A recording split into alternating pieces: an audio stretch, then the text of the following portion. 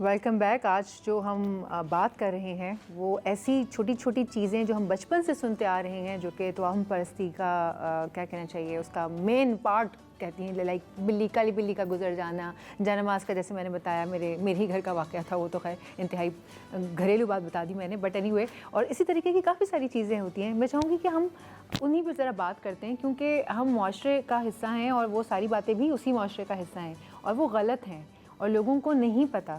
جیسے کہ آپ اور میں ڈسکس کر رہے تھے بریک میں کہ آپ نے بتایا کہ آپ کی امی کہا کرتی تھیں کہ وہ چپل پہ چپل آ گئی تو بھائی اب تو تمہارا سفر ہے، جبکہ چلو یہ تو اچھی بات ہے کہ سفر ہے، لیکن وہ اوائڈ کرنا. اسی طریقے سے بہت ساری باتیں. مفتی صاحب، ایک بہت ایسی بات لائک کہ کسی کے گھر کوئی مہمان آ جائے اور اس کے جانے کے بعد کوئی گھر میں لڑائی ہو جاتی ہے، یا کوئی بیمار ہو جاتا ہے، یا کوئی ناگہانی آفت آ گئی، تو جو آنے والا بندہ تھا اس کو منحوس قرار دے دیا جاتا ہے، یا کہہ دیا جاتا ہے اس کے تو قدم بھی بھاری تھے، دیکھو وہ آ کے گئے تو گھر پہ یہ آفت آ گئی. یا پھر یہ کہا جاتا ہے کہ ارے اس نے تو نظر لگا دی تبھی ہم اس آفت کا شکار ہو گئے. بسم اللہ الرحمن الرحیم. دیکھیں، جب گھر میں کوئی مہمان آتا ہے تو وہ اپنا رزق لے کر آتا ہے، اور اللہ کی طرف سے اس پر رحمت نازل ہوتی ہے صاحب خانے پر. کوئی کسی کو کھانا کھلاتا ہے تو اللہ سبحانہ و تعالیٰ اس کی رزق میں برکت عطا فرماتا ہے. آپ نے جس طرح بات کی نعوذ باللہ من ذالک، کچھ لوگ یہ سمجھتے ہیں کہ جو شخص آیا تھا وہ شاید اس کی نحوست تھی، کہ نحوست کی وجہ سے ہمارے گھر میں بے برکتی ہوئی. پہلی بات تو ذہن میں رکھیے گا، کوئی بھی شخص فی نفسی یا ذات میں منحوس نہیں ہوتا. جو ہمارے لوگ ایک پرسیپشن ہوتا ہے کہ فلاں ایسا ہے، فلاں ایسا ہے، یہ غلط مزاج ہے، یہ قرآن و حدیث کے خلاف. ہاں، وہ شخص یہ جو قرآن و حدیث کا سراً انکار کرتا ہو نعوذ باللہ، اور جو گمراہی فاجر و فاسق ہو، اس کے اعمال کی نحوست ہو سکتی ہے. سیکنڈ، جو آپ نے بات کی نظر بد کے حوالے سے، اگر ہے بھی مثال کے طور پہ کسی کی نظر لگی ہے تو کیا ہمیں اپنی نظر نہیں لگتی؟ ہم خود بھی تو یہ اٹھاتے ہیں، اور اچھا کھانا دیکھا تو اس کو فوراً اسٹیٹس پہ ڈال دیا، کوئی آیا تو فوراً اسٹیٹس پہ ڈال دیا، ہم نے فیس بک پہ ڈالی، دوسری اپلیکیشنس پہ ڈال دیا. ہم اپنی نظر خود بھی تو لگواتے ہیں. اگر مثال کے طور پہ نظر لگی بھی ہے، اگر مان بھی لی جائے، تو پھر آپ سورہ فلق اور سورہ ناس کی کثرت کیجئے، آیت الکرسی. بلکہ نبی صلی اللہ علیہ وسلم نے فرمایا جس گھر میں سورہ بقرہ پڑھی جائے گی، متفقن علیہ حدیث ہے، وہ گھر کبھی ویران نہیں ہوتا، وہ گھر میں کبھی بے برکتی نہیں ہوتی. اگر آپ کو ایسا لگتا ہے کہ دعوت کے بعد آپ کے گھر میں بے برکتی ہوئی ہے تو سورہ بقرہ خود پڑھیے. نہیں پڑھ سکتے تو سورہ بقرہ چلا دیں. مجھے امید ہے کہ سورہ بقرہ جو اللہ کے نوروں میں سے ایک نور ہے، اس کی برکت سے اگر نحوست ہے بھی تو ختم ہو جائے گی. ہاں صحیح بات ہے. سورہ بقرہ ہو گئی، اور بہت سارے رقیہ ہیں جو یوٹیوب پہ بھی اویلیبل ہوتے ہیں. یوٹیوب ہر گھر میں، ہر ٹی وی میں ہوتا ہے، آپ اپنے موبائل سے بھی چلا سکتے ہیں چیزوں کو. وہی بات ہے کہ آپ کرنا چاہتے ہیں تو پھر آپ کر سکتے ہیں.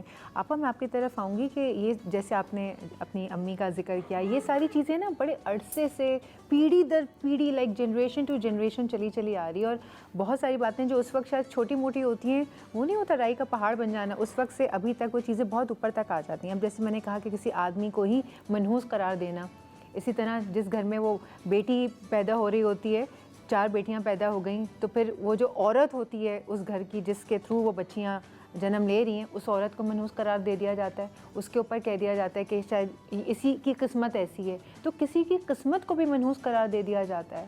سونیا، اصل میں ہم لوگ ہندوستان سے مائیگریٹ کر کے پاکستان آئے ہیں، تو وہاں کی بھی جو بہت زیادہ توہم پرستی وہ ہماری زندگیوں میں شامل ہو گئی ہے. اور جہاں تک بیٹیوں کی بات ہے، سرزمین عرب پر تو بیٹیوں کو پیدا ہوتے ہی زندہ دفن کیا جاتا تھا. اور سونیا، سب سے بڑھ کر جب کسی عورت کا خاوند مر جاتا ہے تو شریعت اسلامی کیا کہتی ہے، عدت میں صرف 2 چیزیں منع ہیں، یعنی ایک زیب و زینت کرنا، اور دوسرا یہ کہ دوسرا نکاح کرنا. مگر اس کے باوجود ہمارے ہاں تو زندہ درگور کر دیا جاتا ہے عورت کو. میں بہت سال پہلے کی بات ہے، یعنی جب میری نئی شادی ہوئی تھی، تو اس وقت ہمارے ان لاز میں کسی کا انتقال ہوا تھا. تو میں وہاں پر گئی تو مرد تو سارے قبرستان چلے گئے تھے، ہم ان کے گھر میں بیٹھے ہوئے تھے. تو وہ بہت ینگ ایج میں ان خاتون جن کے شوہر کا انتقال ہوا تھا، تو انہوں نے ہاتھوں میں 2 سونے کی چوڑیاں پہنی ہوئی تھیں. اچھا، عورتوں نے کوشش کی کہ وہ چوڑیاں اتار دیں. اب وہ چوڑیاں اتر نہیں رہی تھی کیونکہ وہ تھوڑی سی فربا تھیں. اور میں کہتی ہوں جب شوہر کا انتقال ہو گیا تو وہ تو ویسے ہی دبلی ہو جانی تھی اس کے بعد. مگر ان کی بھاوج پلاس لے کر آئیں اور انہوں نے وہ چوڑیاں کاٹیں، اور میرا دل دہل گیا. مجھے آج اتنے سالوں بعد تک یاد ہے وہ بات کہ اتنے ظالمانہ دستور ہوتے ہیں. مطلب وہی بات ہے نا کہ آپ ہر چیز کو ایسوسیٹ کر دیتے ہیں کہ ان کا انتقال ہو گیا ان چوڑیوں سے، حالانکہ اس کا کوئی تعلق نہیں تھا، لیکن آپ اس کو وہ کر دیا۔ مفتی صاحب میں اسی پر مزید بات کروں گی، جیسے عورتوں کو آپ نے کہا نا کہ یہ ہم ایک ہندوستان سے مائگریٹ کر کے آ رہے تھے، تو وہ جو ریتی رواج تھے وہ ابھی بھی ہمارے معاشرے میں کہیں نہ کہیں دیکھنے کو ملتے ہیں، جبکہ ہمیں پتہ ہے کہ یہ ایک دوسرے مذہب سے جو ہیں وہ گھومتے ہوئے آ رہے ہیں۔ تو جب ہمیں بات پتہ ہے تو ہم ان چیزوں کو ناپید کیوں نہیں کر دیتے؟ ہم ابھی تک ان کی ڈور پکڑے کیوں بیٹھے ہوئے ہیں؟ دیکھیں سب سے بڑی جو بات ہے وہی کہ تربیت نہیں ہے اور علم کی کمی ہے، جہالت پہ ساری مبنی باتیں۔ نبی علیہ الصلوۃ والسلام کی حدیث ہے کہ 70,000 افراد میری امت میں بغیر حساب و کتاب کے جنت میں داخل ہوں گے۔ کو پتہ ہے 50,000 سال کا دن ہوگا، اور 50,000 سال کا دن کیسے ہوگا کہ زمین تانبے کی طرح ابل رہی ہوگی، سورج سوا نیزے پہ ہوگا، کوئی انسان گھٹنے ٹخنے کندھے تک اس پسینے میں وہ جو جس طرح چائے میں ابال آتا ہے اس طرح ابل رہا ہوگا۔ اللہ کے نبی نے فرمایا اس وقت میں اللہ 70,000 لوگوں کو بغیر حساب و کتاب جنت میں داخل کرے گا۔ صحابہ نے پوچھا کون؟ فرمایا وہ لوگ جو بدشگونی نہیں کرتے تھے۔ تو اگر کوئی شخص میرا پروگرام دیکھ رہا ہے، میری بھائی، میری بہن، میری بیٹیاں، میرے مائیں، اگر وہ بدشگونی ابھی بھی کرتی ہیں کہ یہ آیا تو ایسا ہوگا، یہ آیا تو ایسا ہوگا، تو پھر آپ بغیر حساب و کتاب جنت میں داخل نہیں ہو سکتے۔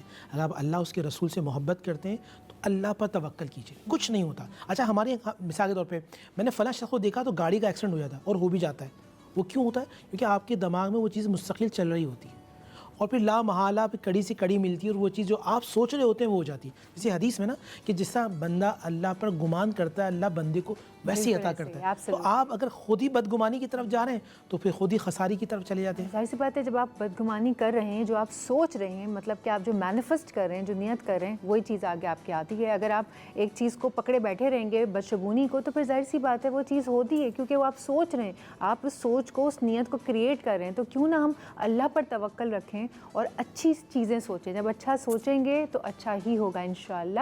اب وقت ہو جاتا ہے ایک چھوٹے سے بریک کا، بریک لیتے ہیں، بریک کے بعد حاضر ہوتے ہیں۔